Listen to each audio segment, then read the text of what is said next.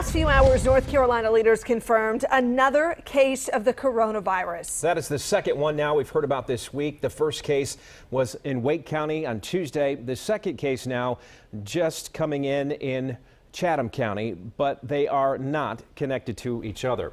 Channel 9's Tina Terry is live tonight to explain how the latest patient contracted the virus. And Tina, the state has a warning for everyone. Yeah, they really do, Allison. They are warning people in the public not to panic about this second case. Of course, they say there are ways to help prevent the spread of COVID-19. I understand that people are worried.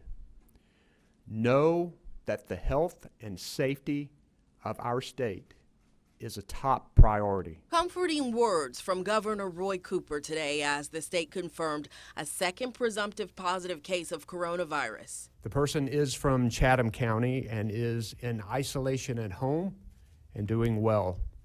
He had traveled to Italy in late February and now has tested positive. In addition to the new case in Chatham County, the state's first coronavirus case is a resident from Wake County who is still under quarantine and in stable condition. Officials say the first patient was exposed to COVID-19 after visiting a nursing home that had an outbreak in Washington state. One hurdle state health officials are facing today, they say the CDC hasn't provided enough materials to test people for COVID-19. We, like many states, have not received the supplies to run the tests that we need.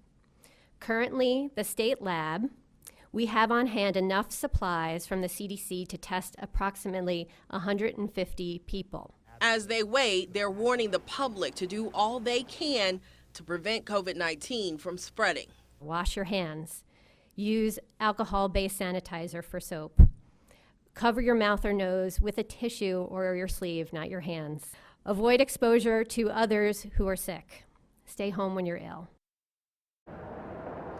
And state officials say supplies that would help test another 500 people in the state are on their way to North Carolina right now directly from the supplier. They say that should be enough to tide them over until those essential supplies come in from the CDC, Allison. Tools they really need, Tina. Thank you.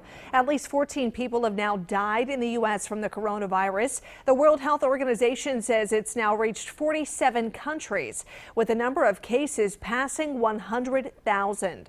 Today, President Trump signed an $8.3 billion spending bill to help fight the virus. He also visited the CDC headquarters in Atlanta today. And we spoke with ABC News chief medical correspondent, Dr. Jen Ashton, and asked just how scared we should be of this virus. I think that's really the question top of mind for everyone today. The group, she said, are most at risk. The major difference between the coronavirus and the flu, that's coming up in 30 minutes. And we also now have a special section on the coronavirus on our WSOC TV app. That's where you can find the Mecklenburg County hotline, and we're also posting live updates.